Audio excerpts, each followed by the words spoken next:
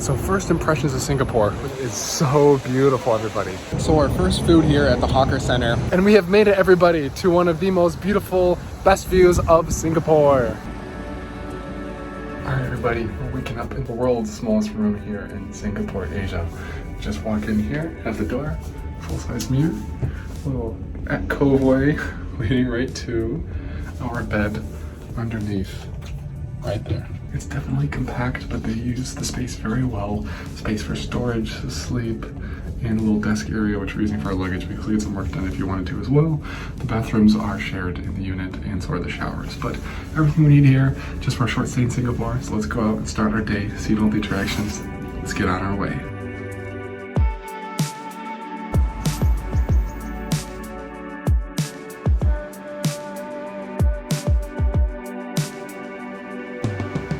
So we just started walking outside of our Airbnb, and right now we're just a little bit south, basically in Chinatown here in Singapore. And the humidity hit us like a ton of bricks, even though it's not very sunny. It's shaded by a lot of the buildings, and it's early in the morning. It's still, air is thick, making us already feel like sweaty and humid. And so far, I've already seen some really cool sights, some modern, colorful buildings infused with some culture, the green tropical plants.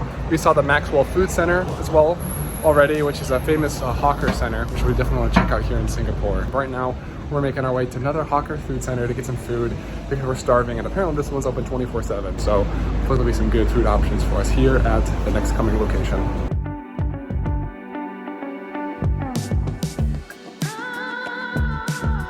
So first impressions of Singapore within the first few minutes is that it's an extremely green, hustling and bustling big city here in Asia. Everywhere feels like a garden. There's so much green, flowers, trees, beautiful plants planted around, making you feel like you're constantly walking in like an outdoor greenhouse. And the buildings are extremely modern, massive, but extremely unique designs, making them very memorable, apart from just basic skyscrapers. So really loving walking around here so far in Singapore.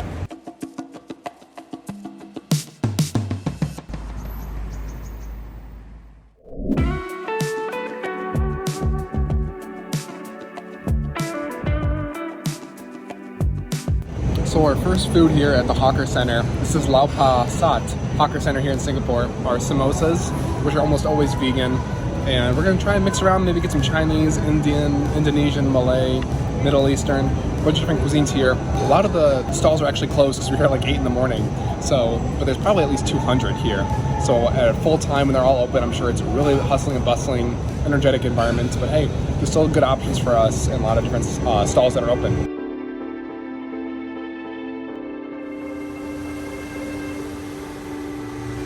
And we have made it, everybody, to one of the most beautiful, best views of Singapore.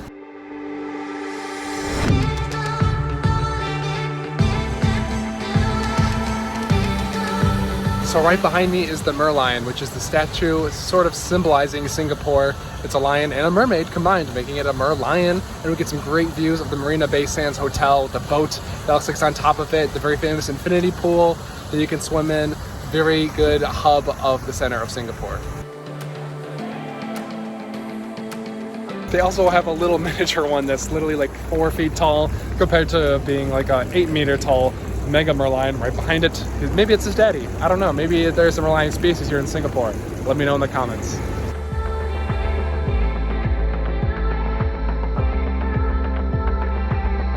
All right, everybody, Vanessa was melting in the sun, so we had to get some refreshing beverages, an avocado shake and a dragon fruit bread juice. Nice and delicious and nutritious, and hopefully it'll cool us down here on a hot day in Singapore.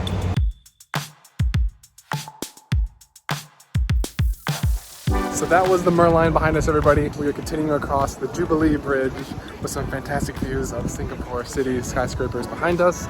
And we're gonna hopefully make a loop out of this and check out the Gardens by the Bay in a little bit of a bit. It's hot, but at least there's a nice breeze and some shade for us to get. We got some nice, cool shakes and juices, and also some snacks from the 7-Eleven. So we're keeping a lot of nutrition and coolness in us while we explore beautiful, modern, charming Singapore. Hi everybody, so we just checked out the Merlion, we crossed across the bay on the JUBILEE Bridge, and now we're kind of circling north, going south to check out by the Marina Sands Bay Hotel, gonna check out the Gardens by the Bay, which is gonna be a really cool collection of gardens, some really fascinating modern architecture mixed with nature, which is Singapore in a nutshell, besides hawker centers with mean people. That's another quintessential thing about Singapore. No, I'm just kidding. But anyway, we're gonna walk there and check out some beautiful nature at Gardens by the Bay and this little gorgeous hub of Singapore with the Merlion and the skyscrapers and everything else. Let's go. All right, so we just passed through the Youth Olympic Park and now we're heading over via the Helix Bridge right next to the Marina Bay Sands Hotel. If I mess this up every time, I'll be so annoyed at myself. So anyway, that's the Helix Bridge on our way to Gardens by the Bay, right over there. And yeah, it's a cool little pedestrian bridge connecting this sort of circle we've made starting from the Merlion, heading around this way. So really excited to check that out though. Cannot wait. From here, we checked out the shops at Marina Bay Sands, which is a beautiful mall. More importantly, it was air conditioned, which we definitely needed at this point in the morning walking around Singapore. Here you can also see the ARTSCIENCE Museum, which is a beautiful and unique building within its own right, which just adds more beauty to the skyline in this area of Singapore, including Lotus on the Water, which is a really nice pond with lots of lotus plants, and of course, showing those amazing views of the city around you.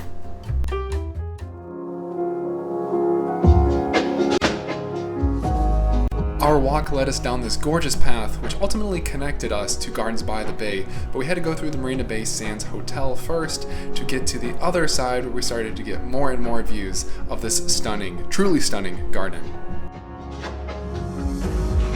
So that was the Dragonfly Bridge, which we're taking onto the actual cloud forest and flower dome here at Gardens by the Bay. Really long but really pretty walk, lots of connecting different ways from the Merlion Park all the way through the Marina Bay Sands Hotel actually, and then we could enter the beginning of the Garden by the Bay and hopefully get to see a good portion of it today and then come back and do some more another time. So there's lots to see and do here, lots of different exhibits, but most of it is free except for the actual exhibits themselves, but just walking around and exploring the parks and sites is completely free, which is a really cool thing to know here at Gardens by the Bay.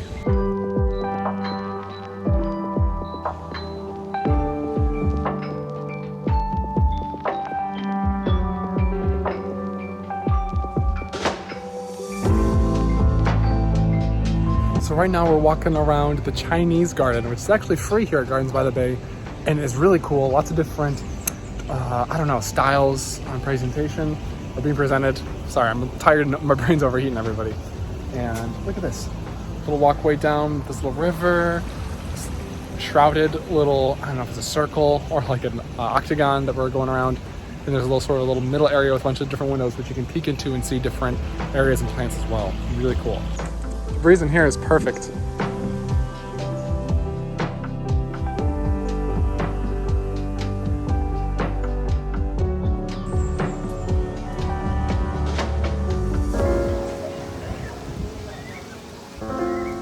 Although you can do a lot for free at Gardens by the Bay, there are some things that you should absolutely pay to see with your own eyes. One of these attractions that you need to pay to enter, but definitely should, is the Flower Dome. Now, as the name implies, this is a massive dome with a collection of 9 gardens, including a succulent garden, which has many desert plants, including cacti, aloes, and even more.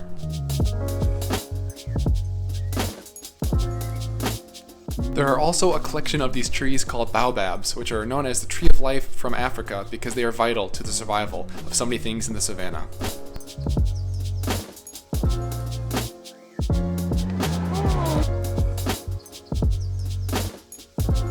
However, the focal point and highlight of the Flower Dome is the flower field, which is a rotating display of flowers. This time it was hydrangea holidays for obvious reasons, as you can see countless of these beautiful hydrangea flowers and lots of cute little characters and additions, making it more than just a garden.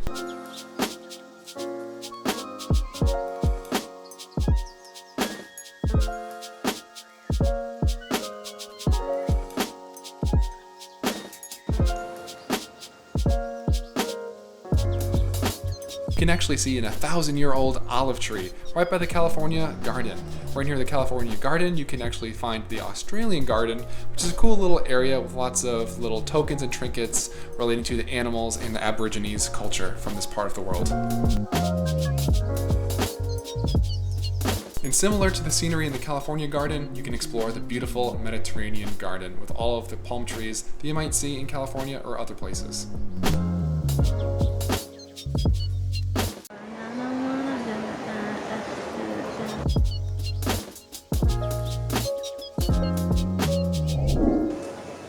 Alright everybody, so we are in the cloud forest here, just right next to the flower dome at the Gardens Marina Bay in Singapore, and it is so beautiful, everybody.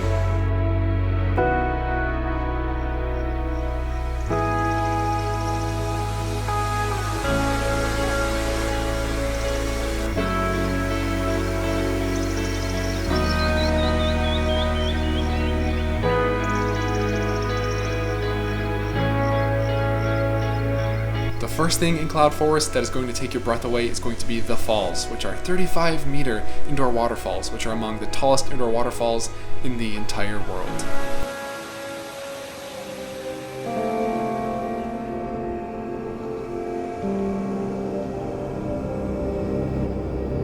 As the name implies, Cloud Forest is surrounded by constant fog and mist that adds to the atmosphere and mystery that really makes you feel like you're in a different planet.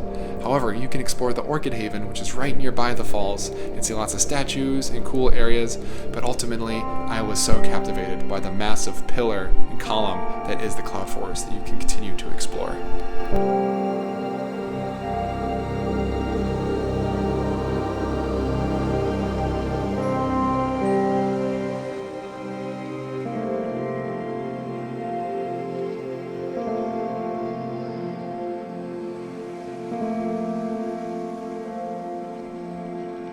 I can never go to another greenhouse or any sort of indoor garden ever again.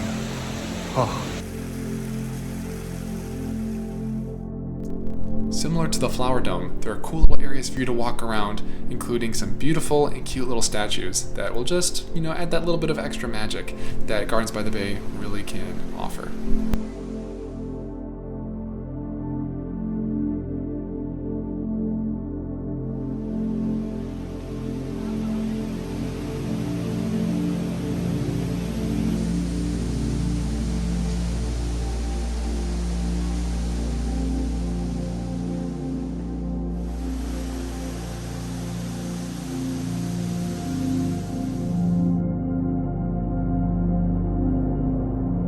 Our Cloud Forest journey now takes us to the Lost World, which is essentially the peak of the mountain in the Cloud Forest scenery. Here you can see some really cool carnivorous plants, such as pitcher plants and Venus flytraps. But there is also art on display here, including the ethereal white Persians, which is a 1.2 million glass sculpture exhibit by the famous Dale Chihuly.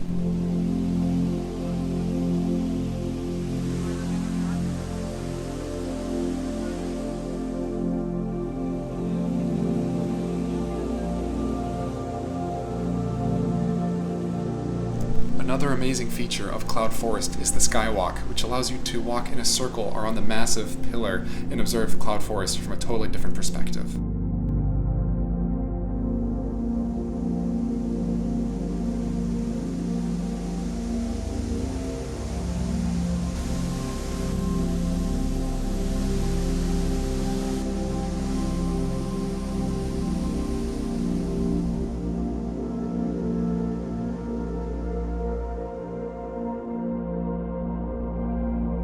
And at the end of it all, if you have any more room in your body to be blown away by this exhibit, you can experience the Secret Garden, which is essentially like a limestone forest and cave scenery right at the end of Cloud Forest. One last thing that you can appreciate before you go back to reality, which is still Singapore, a really amazing place that I can't wait to explore. Stop. So what are your first impressions of Singapore, Vanessa? It's freaking hot. Is that all? It's very humid. No. Okay, well it's hot and humid. That's all she was impressed by.